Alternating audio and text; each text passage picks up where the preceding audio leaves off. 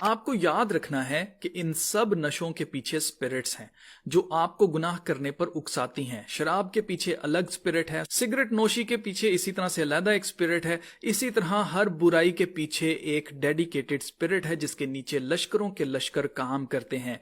ये बहुत powerful network है, लेकिन याद रखना कि इनकी पावर पाक रूह की पावर के सामने कुछ भी नहीं है।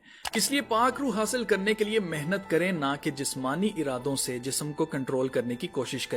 यीशु मसीह ने कहा कि मेरे बगैर तुम कुछ नहीं कर सकते। जब तक आपकी जिंदगी में मसीह नहीं है, आप कुछ हासिल नहीं कर पाएंगे।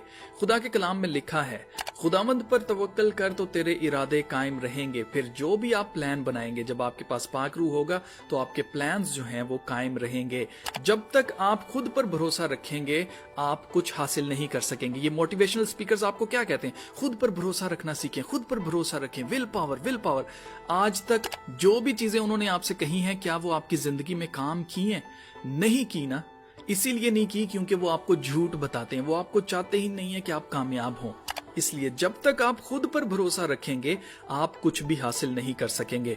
जब आप खुदा पर भरोसा रखेंगे तो आपको पता भी नहीं चलेगा कि आप अपनी गंदी आदतों को कब क्विट कर गए और अब आप उनको याद भी नहीं करते।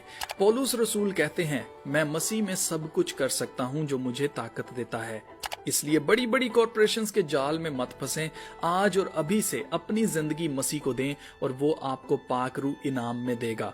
आपको निजात पाने के लिए सिर्फ ईमान लाना है और मुंह से इकरार करना है कि यीशु मसीह खुदा का इकलौता बेटा है, जिसे खुदा ने मुकद्दसा मां मरियम के वसीला से बिना बाप के पैदा किया।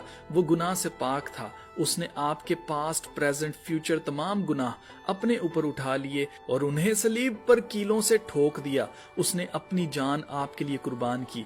उसे कब्र में रखा गया और वो तीसरे रोज मुर्दों में से जी उठा, आसमान पर जिंदा उठाया गया और अब वहां से जल्दी वापस आने वाला है ताकि मुर्दों और जिंदों की अदालत करे।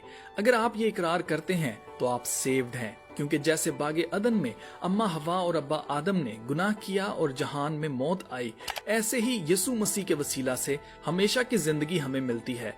पहले आदम यानी कि अब्बा आदम ने गुनाह किया और गुनाह की मजदूरी मौत है। दूसरे आदम यानी यीशु मसीह ने गुनाह की मजदूरी मौत की सूरत में सलीब पर पूरी कीमत अदा करके आपको और मुझे गुनाहों की मजदूरी से आजाद कर दिया है। उसने खुद तो कोई गुनाह ना किया था, लेकिन वो हमारे गुनाहों की खातिर कुर्बान किया गया। जैसे मिस्र से निकलते वक्त खुदा ने कौमे इस्राएल को हुक्म दिया था कि सब इसराइली अपने अपने खानदान के लिए एक यकसाला नर बर्रा लें जो बेऐब हो, यानी हर गुनाह से पाक हो, उसे कुर्बान किया जाए, उसका खून अपने अपने घर की चौखटों पर लगाया जाए। रात को मौत का फरिश्ता गुजरेगा और बेगुनाह खून की वजह से मौत का फरिश्ता गुजर जाएगा।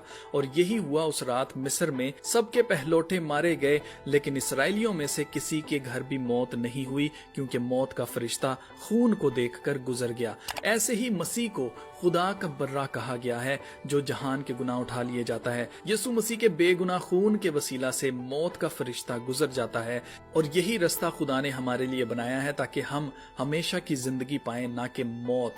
यीशु मसीह के बेगुनाह होने का सबूत उनकी खाली कब्र है, क्योंकि उसमें गुनाह ना था, इसीलिए मौत का उस पर कोई इख्तियार नहीं। यीशु मसीह ने कहा, कोई मेरी जान नहीं ले सकता, बल्कि मैं आप ही उसे देता हूँ। और वो अपने कहने के मुताबिक तीसरे रोज मुर्दों में से जी उठा। जैसे बाप इब्राहिम ने अपने बेटे इसहाक को कुर्बान करना चाहा, ऐसे ही खुदा ने अपने प्यारे बेटे को हमारे